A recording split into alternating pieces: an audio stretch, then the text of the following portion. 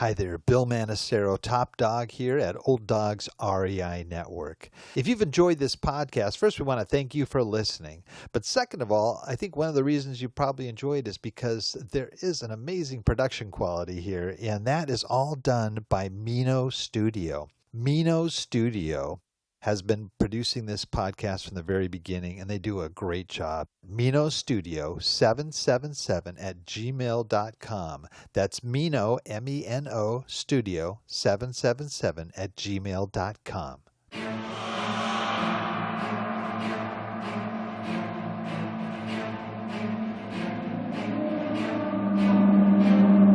In a world where jobs are how most people make money, one man, one desire, one challenge dares to break the mold.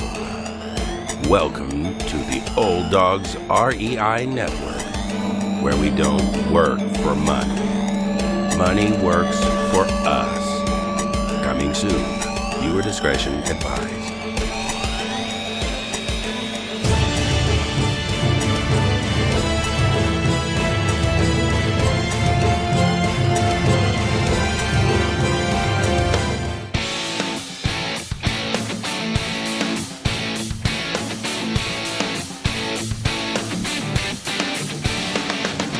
Welcome to the Old Dogs REI Network, where cash flow is king. Real estate investing, the means, so you can enjoy your retirement dreams. This is the show where we cut right to the chase.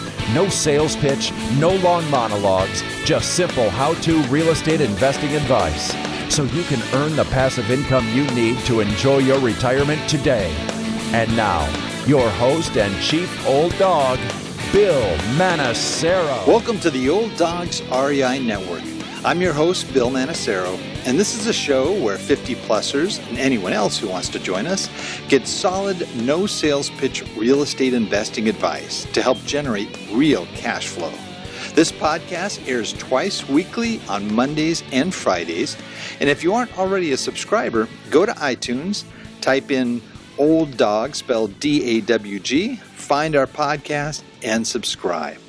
Today's show is kind of a little bit of a departure for us. We usually talk about investing in buy and hold properties and getting, specifically with emphasis in multifamily. But, there's a lot of types of real estate investing out there. And I have a gentleman here that I know personally who's located in Southern California who has been a fix and flipper for a number of years, although he's got quite a number of buy and hold properties. His name is Joe Holmes, and he began his investment career at the age of 20 when he made his first home purchase in Mission Viejo, California. Shortly thereafter, he purchased his first investment property that he still owns today. He then decided to get his real estate license to better educate himself about his investments. Joe was taught the real estate business from his father, who owned several rentals and built 4 homes in his lifetime. Joe started his own residential real estate brokerage firm recently and continued investing and selling homes using creative financing, no money down, equity share, HUD auctions, both online and live, and many other ways, including purchasing homes at the county courthouse steps. Joe has a large portfolio of buy and hold properties, but is currently flipping homes for a living, along with running his own real estate brokerage firm in Laguna Hills, California. He is teaching his daughter and son-in-law the business, as well as others on BiggerPockets.com real estate investing portal, people who have reached out to him through that. Joe has met with over 200 BiggerPocket members in the last 2 years with the goal of teaching and educating the next generation of investors. He is here to share his 40 years of real estate experience and knowledge from the trenches in Orange County, California, where he is still finding great deals. Well, Joe, wow, that's quite a background you've got. Welcome to the Old Dogs REI Network. Thank you, Bill. I appreciate for you giving me the time and letting me talk about what I've been doing for the last 40 years with your listeners. Well, I think the thing that really interests me is that one, we met actually through Bigger Pockets, which is one of my favorite websites to go to for real estate investing. But also because, well, there's a lot of guys doing fix and flip, and a lot of guys that have approached me that wanted to be on the show and so forth. And you're not really selling anything. You are basically doing it, and that's what you do, and you help out other people to help spread the news and help people get started in this area. So I was real excited that you accepted my invitation, and I think there's going to be some good information for our listeners out there. So maybe you can just tell us a little bit about how you got into real estate investing. I purchased my first home to live in when I was 20. And then you might call it my bachelor pad. And then a few years later, I got married, and my wife didn't want to live in my bachelor pad, so we ended up buying something else. Shortly after we got married, about a year after, I decided, it's time to look at the investment market. And so I saw a condo listed in what the local vernacular here is the penny saver, so it's kind of a little throwaway paper. And I inquired about it, and it was basically a divorce situation where the lady just wanted to get rid of it. We're talking 40 years ago, and those were the, what I call kind of the Wild West days where we could assume loans, we could take loans subject to.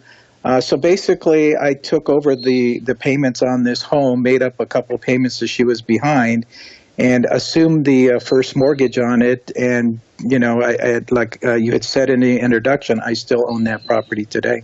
Wow. So you didn't have to put any money into it initially, or you just assumed everything? I assumed everything. She was behind a couple of payments. So I made up those payments in escrow. We did a normal escrow. The loan remained in her name, which, was really important to me. It wasn't under my name. I wasn't responsible for that loan, but obviously I owned the property. And I would continue to make the payments because, it was my property. But for, lender purposes or even credit purposes, that loan never showed up in my name. So, like I said, it was kind of the Wild West back then, different things. The banking industry kind of caught on to what everybody was doing, and so now they put what's called a due on sale clause on most of these loans. Right. Well, you obviously found an interest in that and started expanding out, starting to flip homes too. Now, how did you make that transition? Along the way, I've in my lifetime have gone through 3 bubbles, and for your listeners, California is very unique, almost like New York and Florida, in that we have high inflation as far as real estate goes. But boy, when that bubble burst, the prices come down just as dramatically. So anyways, it's just, kind of a timing thing that I did and I developed. And, knowing when to buy the properties out here is, kind of my focus. That's been something, as we've talked, over the last year or so, that really interested me, is that you really do have a very good instinct as to when to buy and when to sell. And most of us that live in Southern California, at least the people I interact with, a lot of them don't invest here because it is such a crazy market and it's so expensive and cap rates are so compressed. But you have found a way and you're pretty much in your own backyard that continue to do this. Do you have a goal that you set out to do each year, or how many houses do you flip? As far as timing goes, and then I'll get into the flipping a little bit, but, let's take, for example, the condo that I bought 40 years ago. I paid $50,000 for that. During the first bubble, it had gone up all the way up to $100,000, and then the bubble burst, came back down to $50,000, and, I was happy when it was at $100, a little depressed when it came back down. But I knew that I was a long-term investor and, basically not to worry about it. My rents were still the same. They very, very rarely, if at all, go down because the people that start losing their homes when the market is high and in the bubble bursts, they have to go someplace. So it's, it's just kind of a supply and demand. So they go to the rental market, which keeps the rental market high. That same condo went back up again to about 200, and the bubble burst again, went back down to only 100 this time, which is great. So I'm gaining ground there. And then, believe it or not, this last bubble, that same condo was worth $450,000, which I call the crazy days. And that's, 7-8 years ago. It's just absolutely crazy with the market out here. When the bubble burst, believe it or not, that condo went back down to 100,000. Wow. Knowing the market and knowing, my area where I'm buying these, I ended up buying 10 of them for $100,000. Positive cash flow on each was about $500 a month. They are currently worth about $300,000, and since I'm getting to be, over 50, actually over 60, I am not eager to ride that bubble back down again. So, I don't want to get greedy. So I'm probably starting next year, I'm going to start disposing of some of these and taking the cash and either doing a 1031 into something else or just cashing out. And then putting it into my flip business, which again, timing in California, timing to do buy and holds was about 7-8 years ago. Now it just doesn't make sense because we're back up to the heights of the market, so the numbers just don't work out. So to keep my cash flow going, that's why I do fix and flips. Do you anticipate the market's going to go back down soon? Well, if history is any indication, I would say yes. I have lots of people that keep asking me, when is that going back down? All I can tell you is, number one, keep an eye on employment. When you start seeing large companies doing massive layoffs, the economy's not doing very well. That's a big sign because obviously if you lose your job, you can't make the payment on the house. So that's one of the biggest signs. Or a massive uptick in interest rates, not this 0.25% that they're talking about and everybody's getting all upset about. It's like, I can tell you when I bought my first home here in Michville, I was paying 14% interest. So, when they're down to, 3.5%, 4%, even 4.5%, it really doesn't concern me that much. So it's just a timing issue. Is the bubble going to burst? I'm looking at we're just about back up to where we were before. Something's going to have to happen here pretty soon. Whether it's 2 or 3 years, my crystal ball says 2 or 3 years, but I could be wrong.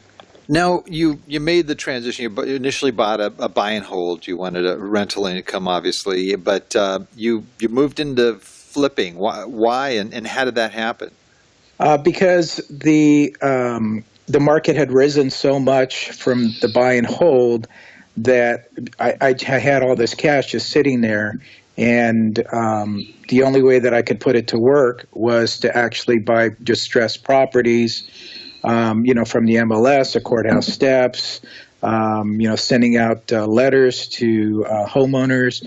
I do bandit signs as well. Just, I have so many different avenues of trying to get the leads out there. Anyway, to make the money that I have just sitting in the bank, getting, less than 0.5%, grow into something more substantial, I decided to do flipping. And in my flipping business, my goal is to do anywhere between 8 and 10% per flip. Average market price here in California that I do is around $500,000. So if I end up at the end of the day rehabbing that and then selling it and end up with $50,000 in my pocket, I'm happy. And I can do probably anywhere between 2 and 3 flips on that money a year. So if you add 2, then obviously I'm making 20% return. If you add 3, then I'm making 30% return on the same money in that year. God, that's great. Yeah, I mean, most of the flippers that I hear from are in other states, and they're buying homes for 50,000, 100,000 max, and turning them around. But you're doing the same thing here in Southern California, but 500,000 average home. What's the most expensive home that you ever purchased that way? I've got this, kind of cookie cutter groove going on, and we try to stay right around 500. I think the most expensive that we paid is about 550, which we ended up selling for 750. Literally the weekend that we put it on the market. Wow. It sold for 750 cash. There's a lot of cash buyers here in Orange County, so I'm kind of blessed with that. And the buyer of today, at least here in Orange County, the buyer of today is looking for a totally upgraded move-in ready home. Most buyers don't want to do anything when they move in. They don't want to upgrade. They don't want to do any repairs. They're just looking for something they can move their furniture into, and so. That's kind of the market that we're catering to. That's great. And in terms of going into this full time, I mean, it sounds like you bought your first home. That was kind of a thrill, and you got married. You obviously got another home. But when did you really realize that real estate's just where you wanted to be and stay? Pretty early on, my father taught me this business, and he taught me basically from the ground up, which is what I've been doing with my son-in-law. In that, he's very talented, and we would go in and we'd do probably 80% of the rehab between him and me, and obviously, what they used to call sweat equity. I'm sure they still call it sweat equity, but. That's kind of how I learned a business. And, when I was in my teenage years, he used to drag me out and say, well, we have to go paint this place that, I'm renting out. And so I'd go with him. So I kind of learned that way. And then I'm focusing the business, passing it along to my children and my grandson, which is taken, to this, like a duck to water. I'm very impressed with him.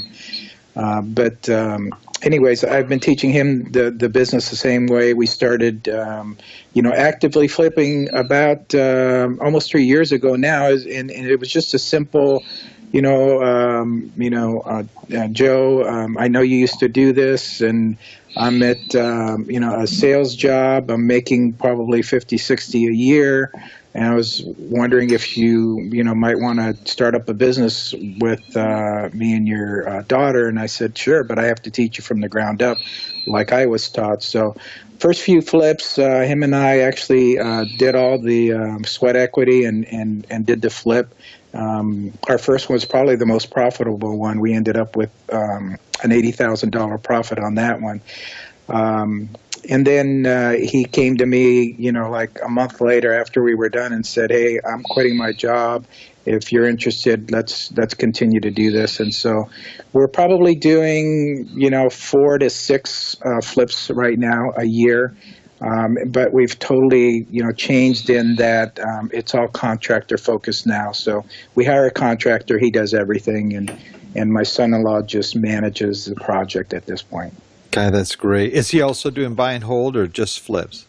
No, he's just doing flips now, and he's waiting for the next bubble to burst, and hopefully generated enough cash from the flipping business that, and I told him that, when the next bubble bursts, just go buy as much as you can, and, it doesn't necessarily have to be all cash like I've done in the past, but you can put financing on it just as long as you have a positive cash flow, and those are going to be, what you're going to live on when you get to be my age, and then your tenants have basically paid off your mortgage for you. That's what I really loved about your story is the fact that, as old dogs, a big part of our, not only generating cash flow for today, but really it's building a legacy for our family for tomorrow. And you very much live that in what you're doing right now with your daughter, son-in-law, and just that investing in them for that next generation, which is really, really exciting to see.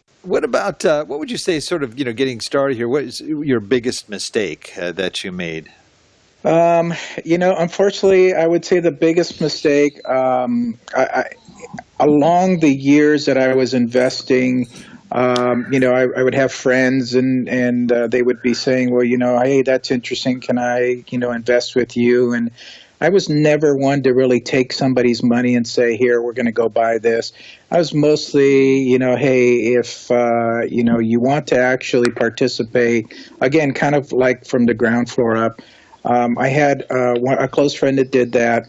And we still own 5 properties today together. But along the way, right before one of the last bubbles, not this most recent one, but before that, we were getting ready to flip this house, and we did probably kind of the biggest mistakes when you take on an investor that isn't as experienced as you are. I unfortunately listened a little bit more to him than, what my experience and my gut was telling me. So, we did what typical homeowners do, is we overpriced the house. And so it sat there for quite a long time. We had a hard money loan on there. At the end of the day, I think we ended up losing about $40,000 on that deal. We ended up making money on other deals, but we ended up losing 40. And that was mostly because he was kind of a first-time flipper, and so he made the first-time flipper mistakes. We put too much into the property, which I kept telling him, we don't need all this fancy stuff in here to sell this home. We just need, something that looks, really nice, but, maybe a little expensive. We don't need the gold fixtures, so to speak. I think that ARV, or the after repair value, is a key element, and this is what we're going to sell it for, and then you work your way backwards, and your repairs that are going to happen, or your upgrades, you still have to allow for that margin in there for your profit, and that's got to be an art in selecting that. Yeah, absolutely. If you're going to go into the flipping business today, you need to know what your after repair value is before you even buy the place. Because if you don't, you basically lost at that point in time. So we do our due diligence, we do our comps, we drive the area. We make sure that, the 3 comps that we're looking at are recent sales. And so we price the home, the after repair value, according to that. And so that we know after our rehab, which, may take 6 to 8 weeks to get done, that at the end of the day, that if we put it on the market for that price, we know that it's going to appraise for that price, and we'll be able to sell it quickly, which is our goal, to get it sold within the first couple of weeks. That's great. Well, what would you say? We talked about sort of the biggest mistake there. What would you say your biggest success was? The success was probably the first flip that I did with my son-in-law that I mentioned, that we did about 80% of the work, and we ended up with about an $80K profit. And, that basically convinced him that, he wanted to do this on a full-time basis. And, like I said, I'm very proud of him. He went out and got his real estate license along the way. And is now just, focusing with me and my daughter on the, basically the flipping business, the family business, so to speak. And so that's what they do full time, and that's what I do full time. Look at that. It probably, I don't know how you split that first one, but even if he went a 50-50 split, it's almost his salary for the year that he had in sales, so no wonder he decided, I'm going full time in this. Makes a lot of sense. Well, a lot of our listeners, are 50-plussers, people like you and I that are either approaching retirement or already in retirement, and they're realizing that, that maybe the funds that they thought they would have aren't really generating, or maybe the accounts that they have aren't earning the interest that they anticipated, or whatever the issue may be. But bottom line is, they need more cash flow. And what advice would you give to somebody that, that's like our age, that might want to pursue what you're doing? Well, I would, again, because of our age, I would definitely caution them and to be very cautious on what they decide to do with their money, because it has to, obviously last for the rest of their lives. It's not like they're 20 and, they can make mistakes along the way and recoup that because of their age. So the biggest thing is I would say educate themselves on what it is that they want to do. If they want to go into the real estate industry, buy and holds, or flipping, determine if there's, time horizons. Is there time to do buy and holds, which is right when the bubble bursts. And then as the market goes up, if they want to do flipping, then make sure that they have the expertise or link themselves up with somebody who does have the expertise to do something like that. A lot of people our age have IRAs or 401ks. I have a 401k, which is substantial in size, that I've been investing in over the years, and I put that into what's called a self-directed account. And the account that I have is what I call a truly self-directed account, in that I put all my funds in the bank, and I have access to those funds via checkbook. And so I use that money to purchase properties in my 401k. I have a couple of buy and holds in there that I bought a few years back that I'm probably going to end up selling. What you have to understand about the IRS 401ks is you can use that money and put it towards real estate. However, all the money that's generated from rental income has to go back into the IRA account, which is what the purpose is for. So the purpose also is to grow that. And, since I do have all this expertise with real estate, I said, I'm not an expert on the stock market. Every time I invest in a stock or a mutual fund, it goes down. So I guess they must have my name over there that says, hey, when Joe invests in this, run the other way. So I decided just to do totally real estate. And so that's kind of what I've done with my directed accounts. But really a caution to everybody is it's hard to replace your money when you get to be our age. It's something that's built up over a lifetime. Definitely make sure that what you're getting into is something that you're comfortable with, that you can sleep at night. And if it's something that you're doing by yourself, that's great. If it's something that you're partnering up with somebody else, make sure you do your due diligence on that side as well. That's great. So it sounds like too you think it's wise that they would latch on to somebody that has done this or a fair amount of this, so that they either have the mentor relationship or maybe partnering with somebody that can help them to avoid the big mistakes that the mistakes will come and they do, but at least you've got a better chance at it by lining yourself with somebody that has that experience. Yeah, correct. And align yourself with somebody who's actively doing what it is that you want to do.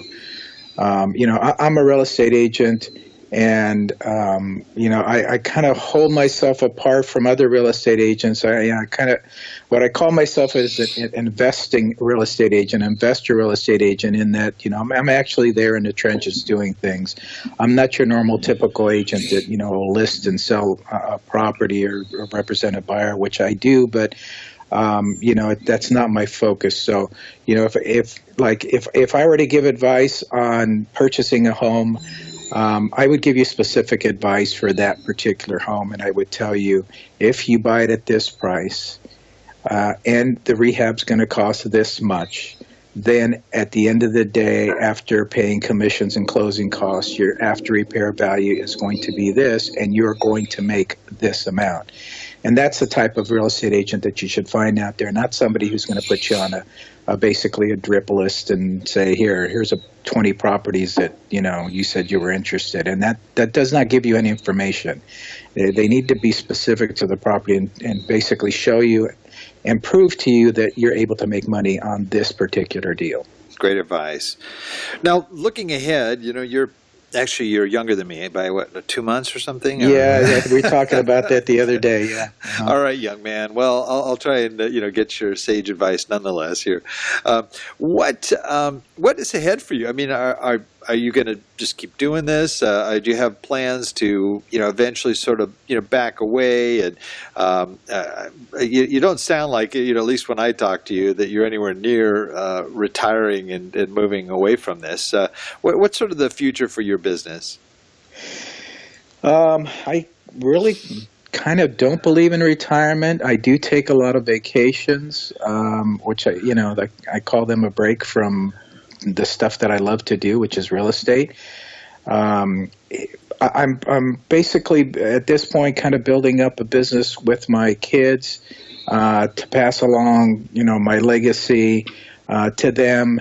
And I'm also, very, very interested in teaching others. And that's why I meet with young kids that, sign up on Bigger Pockets. And, the only cost to them, like you, was a cup of coffee at the Starbucks. And, I kind of kid about that. My daughter says, I should charge for everything that I do and all these free advice and classes that I offer.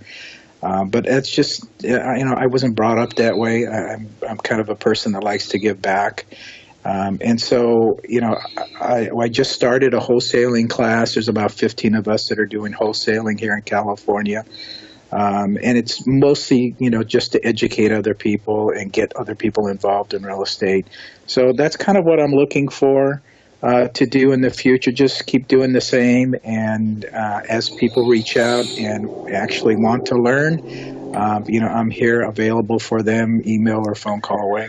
Oh, that's great. That's a big part of at least what we're trying to stress here at the Old Dogs is just that giving back aspect. As we're blessed, to be able to bless others is I think the right approach. That's kudos to you, Joe. That's great. Well, you did mention, as kind of curious here, you mentioned some of those buy and hold properties you're thinking of selling, and maybe that's because you see them kind of being near their peak. Don't you? I mean, as far as the funds that you'd get from that, you'd probably just go back into flipping, or would do you like the appeal of the buy and hold, that constant income coming in as well? Would you want to go into more buy and holds, or can you maybe elaborate a little bit on that? The buy and holds that I have in my self-directed, those are just a couple of them, and I'm obviously going to just sell those outright, and the money goes back into my self-directed, and I don't have to pay Uncle Sam any taxes on that until I actually start to withdraw the money. I'm old enough to do that, to withdraw the money, but I don't need it at this point, so I have to wait, not have to wait, but I can wait till I'm 70 and a half, where Uncle Sam says, okay, well, it's time you have to start withdrawing your money. So I've got plenty of income that'll start coming in when I'm 70 and a half. My other buy and holds, the 10 that I ended up buying in San Juan Capistrano here, small condos at $100,000 each. That's an older area. It's probably, I want to say, around 50 years old right now. And so, it's a typical old condo complex. I mean, it looks nice. It's functional, but, they're starting to have issues with slab leaks and things like that. So what I may do is actually doing what's called a 1031 exchange and exchanging those. And my wife and I were talking about, because we live in a two-story home, what happens when we can't go up the steps anymore. I may end up, flipping those for a senior community homes that are one story, and just start investing in that area, which I think is going to be, honestly, a very promising area. The baby boomers like you and me. I think a lot of us are going to start downsizing as we get older, and so those markets are going to start to be hot. So I'm looking for that to be something of a kind of a niche to go into here within the next few years, and that's senior housing. And we have a few of that around here where we live, in Mission Viejo and Laguna Hills and San Juan Capistrano. There's a lot of really nice places, and so I'm thinking maybe I'll flip my inventory from condo and single family into more of a senior type housing. Yeah, we had a guest on not that long ago, Gene Guarino.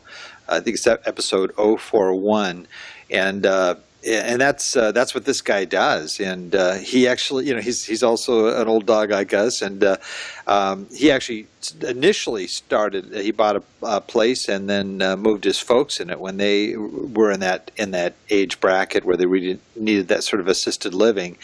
And he also recommends it to folks like us that if you're investing, I mean, that's an incredible investment. These little residential homes that are producing a minimum of netting $10,000 a month, some of them 20, 30, 40,000 a month. Just in a little residential home for assisted living. But he says, the other part of that investment is that if you own that, and when you get too old to go up the stairs, you can just move into one of your own places because the management, you got good people, they're running well, and that could be that step further down the road. You're a long ways away from that, being as young as you are and stuff. But no, I mean, I think it's a great plan and a great move with this huge bubble of baby boomers moving into assisted living area. There's a strong demand right now for that. So that's a really good idea. Well, we're at our section now called the Wrap It Up section, where I ask you a series of quick questions, and you fire back with your answers as quick as you can, and just again to tap into good resources that you might expose our audience to. So, are you ready for that? Yes. All right, here we go. Favorite real estate book? It's a book that I read a long time ago. It's called The Power of Money Dynamics, and it's by Vanita Van Caspel. And it was like a gospel to me. It was like she was speaking to me. She has different sections in the book. One is about real estate investing, and the gist was buy a home every year for the next 10 years. By the time you retire, you'll be fine. Another one was about insurance, and she says, term life insurance is really what you want to get. You're going to protect your family, and that's what I did. Protect my family while they were growing up until they, became adults, and then I didn't really need the insurance anymore. But it was a very powerful book for me, and I recommend it to your readers as well. Great. How about favorite business book? The Rich Dad, Poor Dad series, again, very eye-opening, kind of spoke to me and what I had been doing all along. He just kind of, put it down in a book. I like his books. And I understand everybody has to make money. I don't necessarily agree with, not him, but most gurus out there who, will charge you $30,000 to $40,000 to get basically real estate information. And nowadays, with the internet and bigger pockets and everything else that you could almost get for free, or just, linking up with somebody like me in your local area, you can get most of this information. So I'm not too big on gurus and being charged money for an education along the real estate lines. But his books are really an interesting read. Yeah, I agree. How about a favorite quote? Buy the ugliest house in the best neighborhood. I love it. That's great. We buy ugly houses, right? What about most valuable website for success? Right now, the most valuable website that I have is the direct access to the multiple listing service. I use that 2 and 3 times a day. Searching for properties, comping properties. That's I guess the gold standard of what I do. That's great. Probably a little pitch out there for those that are maybe considering getting their real estate license. Definitely having access to that is something a lot of us that don't have it really want. That's great. How about your favorite app? My favorite app, again, is something that I use 2 and 3 times a day. It's a local app. And I say local, I think they're in California, Nevada, Washington. It's called Property Radar. And what Property Radar does is, let's say, John is not making his mortgage payment. John's with Wells Fargo. Wells Fargo sends him a notice. And then, 2 or 3 months later, John hasn't made any payments. So they file what's called a notice of default. And that's particular here to California because we are what's called a trustee state. In a trustee state, you can foreclose on a home a lot quicker than you can. I think New York is, a mortgage state, so it takes a lot longer to foreclose on a home. So anyways, when Wells Fargo files this notice of default and puts everybody, on alert, it's a public notice. The Property Radar people go down there and get all this information. And then they put the app out and they put all the details about the house, how much the mortgage is, how much is he behind, and when it's going to be foreclosed on. And so that is a perfect target for me. I know several people like to do, mailings. I call mailing letters to, homeowners a shotgun approach in that, you don't even know who you're going to hit. Property Radar is what I call a radar approach. Why would I not go pick on John when I know John's already in trouble? Okay, it's public record. And so I would literally go knock on John's door. I'll tell him, my name's Joe. I'm a real estate investor. I'd like to buy your home for cash. Do you have a few minutes to talk to me about it? Find out what his story is, see if I can put a deal together and end up with a lead. That's great. That's great. How about this is a scenario we give to all of our guests here, and you've worked hard to build up this great business and reserve and legacy. But let's say worst case scenario, let's say you lost everything except for $1,000 in the bank. Knowing what you know, what would you do to start over? Me personally, I would still have, if I would still have the same knowledge. Is that what you're saying? Yes. That wouldn't be difficult for me, even if I only had $1,000. And I say, I'd say not to brag.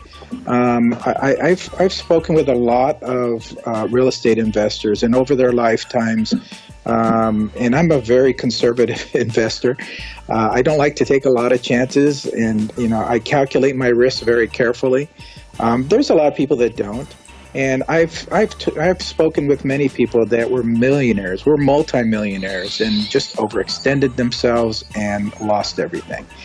And when the market started to turn back around again, they were back. They once you know the secret sauce and how to use it, it's not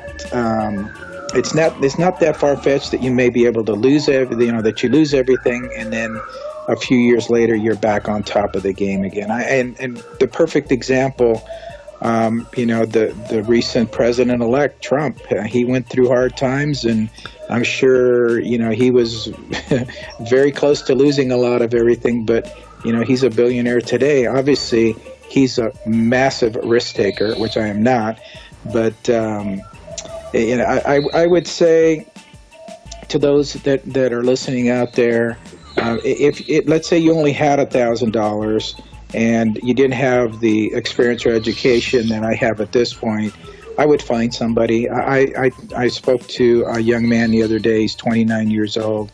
He wanted to start doing a flipping business but didn't have any money, and he basically went out there, educated himself, found out how to do flipping correctly and properly, and then found the deals. Once you find the deals, the money will flow to you. There's plenty of people out there, whether they're hard money lenders. His idea was to get family and friends to invest with him, which they did, and he's very profitable today. Within a short period of time, 4 or 5 years, he's one of the premier flippers in Los Angeles right now. So it can be done. It just depends on what your motivation level is, and whether you want to be able to sleep at night because you've got all this stuff going on outside. All right, that's great. Great answer. Well, Joe, I'm sure there's a lot of folks listening that have. I get pumped up, and I've never flipped a house in my life, and I go, oh man, I want to go out and do this. And every time I talk to you, but how could people reach you if they maybe have a question or want to get involved or ask you advice and so forth? What's the best way for folks to reach you? Let me give you my website. It's www.joehomes.com, and I'll spell it for you, JoeHoms.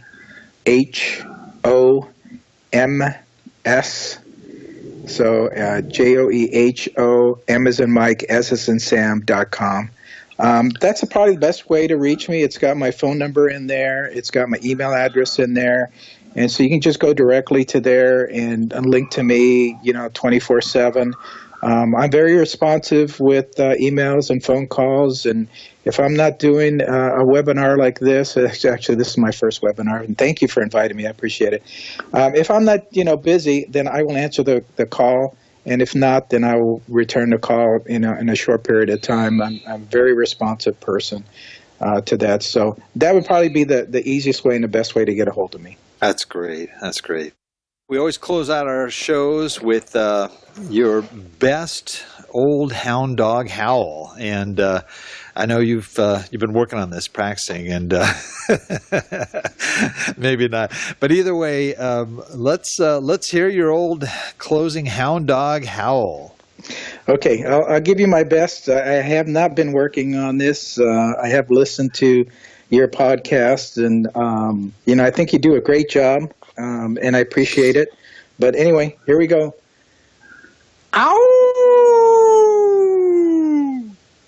Wow, that was great. Did you put reverb on that or something? That was great. Well, Joe, this has been a great show. I'll tell you, and again, I just don't say this just because you're a friend. You're like a humble guy, but man, you really do get out there and make yourself available. You really believe in helping others. Because of that, I think you're also reaping the benefits, and I'm hoping you continue to be successful at what you do, because you really do give a lot back, and you're a regular guy. You're just like the rest of us, and that's why I like just hearing your story, and those listening, that anybody can do this stuff. They just, really have to want to, and want to, move forward and not be discouraged by the setbacks, because we all have those, and you just keep moving forward. And so there's some great stuff there, Joe, and I just want to thank you for being a guest with us here. Well, thank you. And that you said that, I just one last parting comment, and I learned a long time ago that you should surround yourself with successful people and motivated people, and people that think like you do, and leave all those naysayers behind and just focus on the positive in life in general and move forward. That's great. Well, I also want to just thank all our old dog listeners out there, too, for joining us. We know there's a lot of other things you could be doing right now, but the fact that you've taken the time to listen and participate in today's podcast, we really, really appreciate it. Well, that's the show for today. Remember, cash flow is king and real estate investing the means. Until next time, keep moving forward, and may God bless. Thank you very much for visiting the Old Dogs REI Network. We would greatly appreciate if you would stop by iTunes and let us know what you think of the show. We would love if you could subscribe to the podcast, give us a 5-star rating, and write a review. The more ratings and reviews we receive, the more visible the podcast will be to others. Thank you.